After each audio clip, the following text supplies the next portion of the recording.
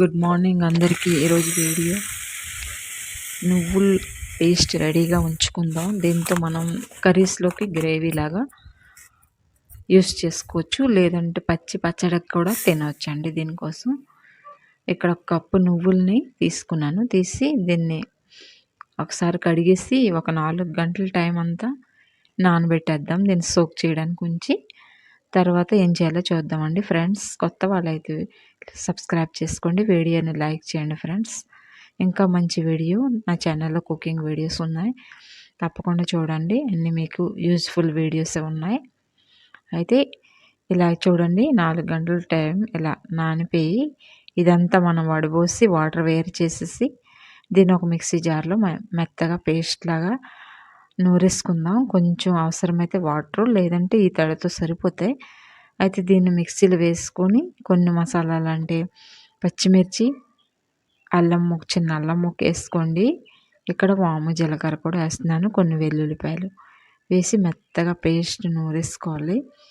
రుబ్బాక దీన్ని ఫ్రిడ్జ్లో పెట్టుకొని 2-3 రోజులు వాడుకోవచ్చండి. పోపు వేసిన తర్వాత నేను దీన్ని చట్నీలాగా కూడా చేసి పచ్చి అన్నంతో బాగుంటుంది, సైడ్ డిష్ లాగా. దీన్ని గ్రేవీలో వేసుకొని థిక్నెస్ కోసం కూడా వాడుకోవచ్చు. అయితే నేను ఒక గ్రేవీ చూపిస్తున్నాను.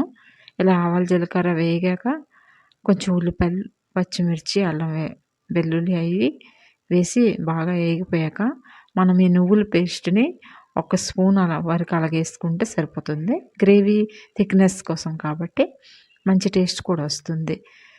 ఉల్లిపాయలు వేగాక దీన్ని మంచిగా వేసుకొని మంచిగా వేయించేయాలి, పచ్చివాసన పోయినంత వరకు.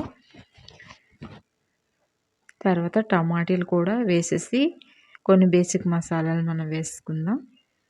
ఉప్పు, కారం, పసుపు, గరం మసాలా మంచిగా ఇవి వేయించేసి మంచిగా చూసారా పేస్ట్ అయిపోయింది. ఇప్పుడు మనం కొన్ని వాటర్ వేసుకుందాం గ్రేవీ కోసం. నేను ఇక్కడ బజ్జీ పకోడీ కూర చేస్తున్నాను కాబట్టి పకోడీలు ఇలాగ వేసిన తర్వాత కొంచెం కుక్ అయ్యాక మనం దీనిపైన కొంచెం మసాలా పౌడర్, కొంచెం కొత్తిమీర వేసుకుంటే కర్రీ రెడీ. మంచి థిక్నెస్ వస్తుంది. నువ్వుల పేస్ట్ని ఇలా వాడుకోండి. సబ్స్క్రైబ్ చేసుకోండి ఫ్రెండ్స్. Thank you.